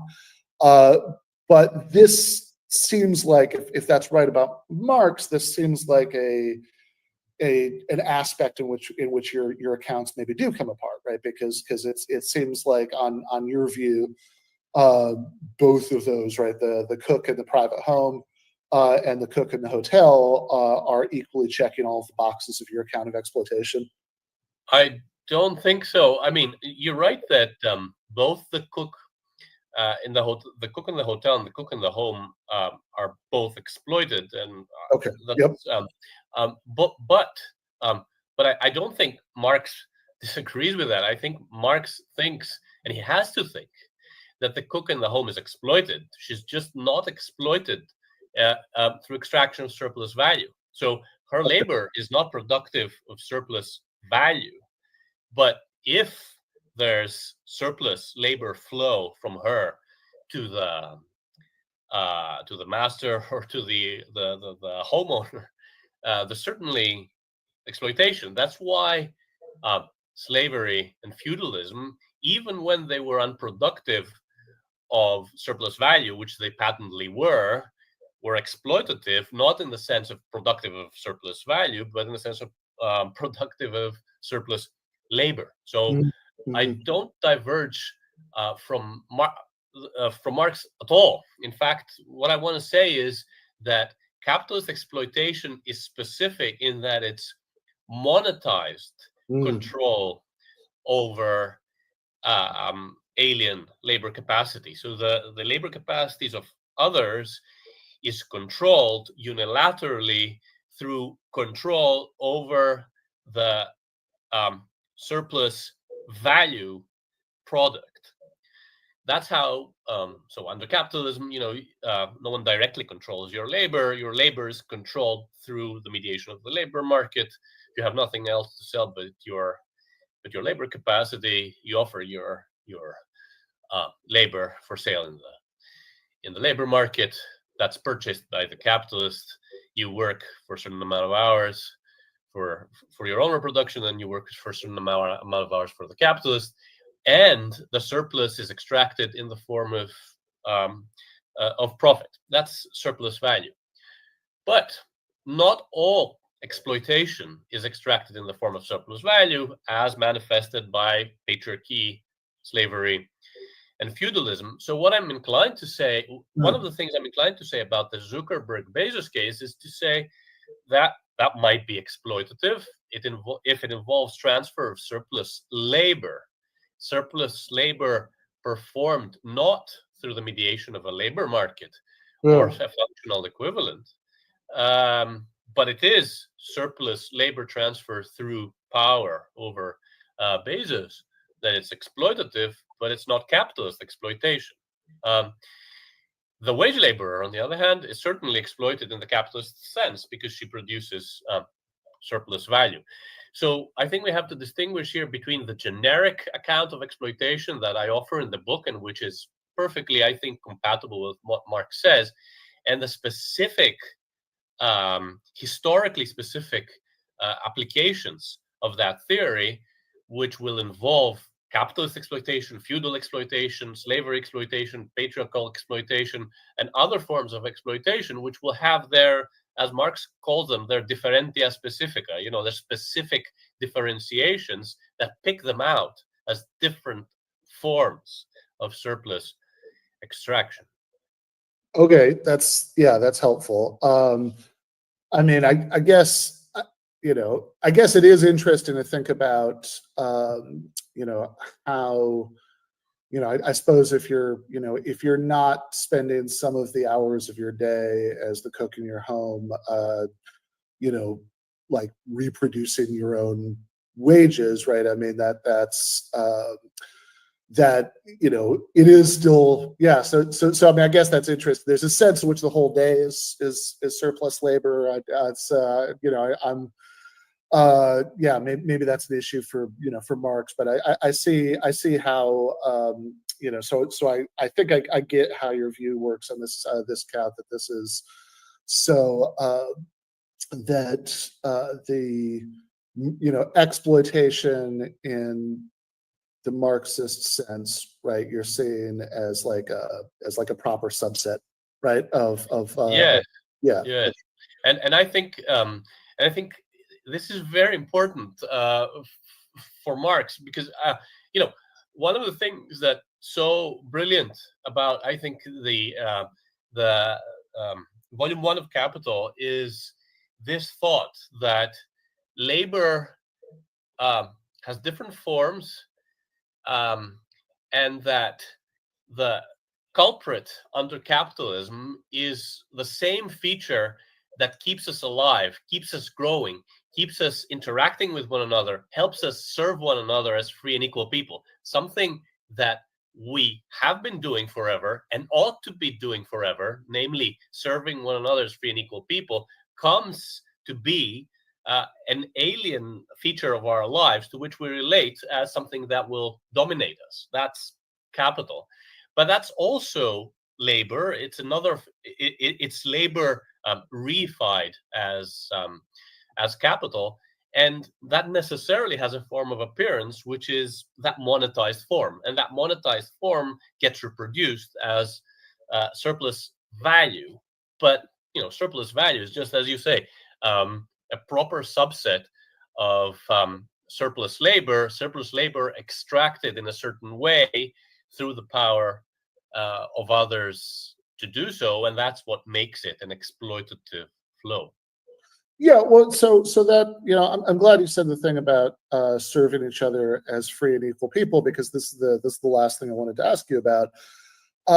Given that the extraction of surplus value is only a proper subset of exploitation as you understand it, right? Then I wonder how much that complicates the task of thinking about what a society free of exploitation would look like. by year lights, right? So, because it's, I mean, not that it's not that it's an easy task to sort of figure out the logistics of a post-capitalist economy where we no longer have a class of capitalists employing a class of workers. It's complicated, but but at least in broad outlines, it's sort of relatively straightforward to see various things that this might look like, right, in terms of different combinations of state ownership or ownership by collectives of workers depending on what kinds of problems that you're worried about as far as economic coordination and all of that. But there is a real risk that something that could fulfill those requirements, that you just don't have a class of workers being employed by a class of capitalists anymore, could still, I think, count as exploitation on your view, because it could be that people have people can have very unequal bargaining positions for all sorts of reasons that don't reduce to class position. And so you could certainly have unequal labor flows, right? People in some kinds of jobs or some kind of sectors having to work much less, right, for consumption that's generated by people working much more. And depending on the details of how we're thinking about these cases, and whether there's ultimately a kind of problematic power relationship going on here, some of those might end up counting as exploitation on your views. So I mean, what realistically would a society where we're all serving each other as free and equal people look like by your lights? Yes, so there's a lot to say here, but I suppose one place to start is where we started. So one of the main contributions, I think, of Romer's writing on exploitation was to precisely explain how it is possible, contra a lot of traditional Marxist writing on this question, for horizontal market relations between transacting commodity owners to be exploitative. So, traditional Marxism focuses on the vertical relationship between labor and capital, labor's subordination to capital in the workplace, labor's subordination to capital in the labor market, the unequal bargaining power in the case of the labor contract, the domination of labor by capital in the context of the labor market, so on. But Romer was, I think, among the first people to see that you don't need this vertical relation. First of all, this verticality can obtain through non-authority type marketized relationships in credit markets. So the means of production might belong to the workers if they're rented out to them by capitalists. The capitalists could just own the stuff, rent them out to the workers, and have labor own capital. They're still sitting back enjoying 5%. This is a possibility, actually, that Marx intimates in Capital Volume 3, and then dismisses it as by saying something like it would depress the rate of interest. But so this very possibility that you can get exploitative relations in horizontal transactions overcomplicates the picture. Well, it doesn't overcomplicate, it complicates the picture considerably, because it implies that even once you've got rid of capitalist workplaces, it is still possible, indeed very likely, that perfectly egalitarian workplaces would exploit other perfectly egalitarian workplaces. Globo Gym and Small Joe Gym. Yeah, the movie, what's it called?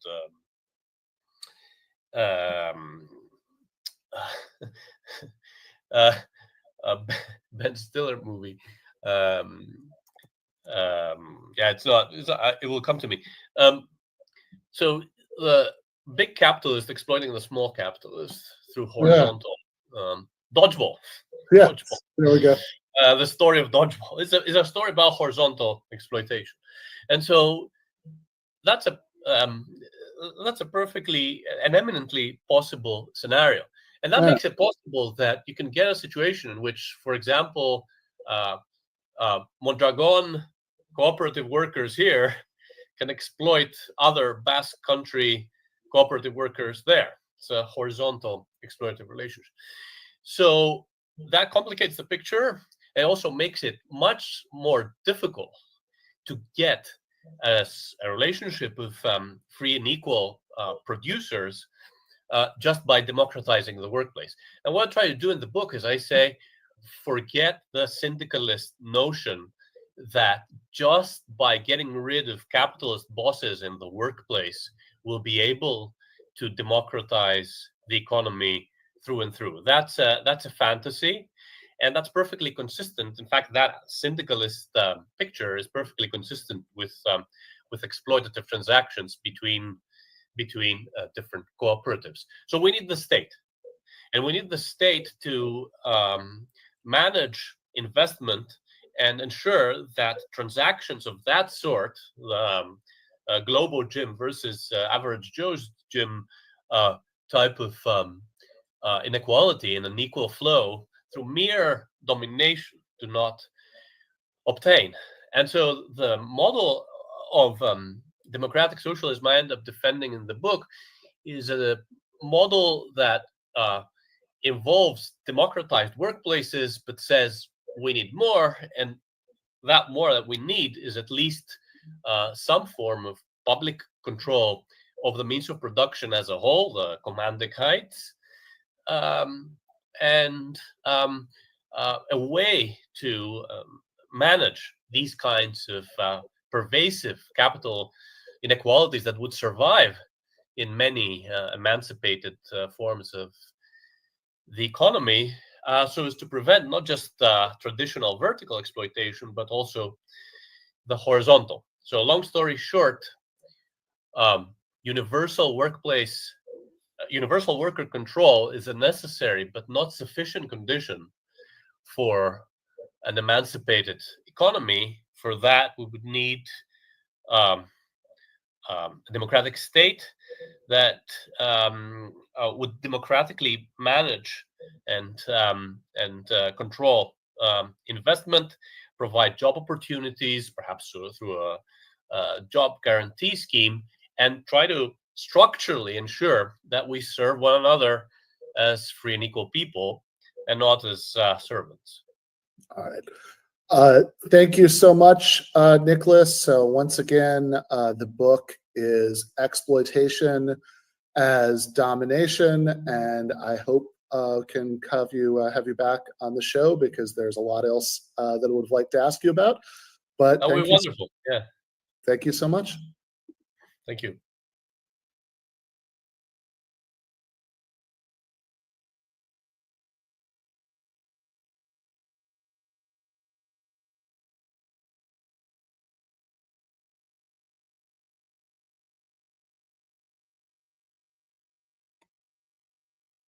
I can't hear you, Ben.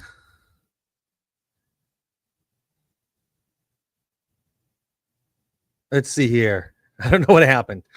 But that was a good interview. I was really enjoying that. Thank you. All right, let's try this. So yeah, we are going to go to the post game for patrons, where we are going to be joined by Ryan Zickgraf, who's been on the show several times, but not lately, to talk about, in a certain sense, to talk about this article that I wrote for Jacobin, Zoran Mamdani's childcare plan is pro-family. But in particular, we're going to talk about somebody who got mad at that article and why they got mad at it. And that's going to lead us to talk about people being sexually aroused by octopi, which, there's a You wouldn't think so, but there's a logical progression between these topics. And if there's a place to explore that, it's certainly in the postgame. So in any case, that is what we're going to be doing right now. So if you are already a GTAA patron, I posted it late. I just posted it a few minutes ago, but you should have the link to the postgame in your inbox. If you are not already a patron, no time like the present to get right with the historical dialectic and become one. So that is patreon.com/Ben Burgis, and get the patron exclusive post games after every regular Monday night episode. Sometimes get early access to stuff, get the Discord server, and most of all, get our undying love and gratitude for helping to make all of this work. So with that, we will call it a day for the main show. We're going to be back next Monday with Matt McManus and Norm Finkelstein to talk about John Stuart Mill. Should be a fun one. But again, if you have not had your fill of GTA for the night, if you are a patron, we will see you in the post game basically right now.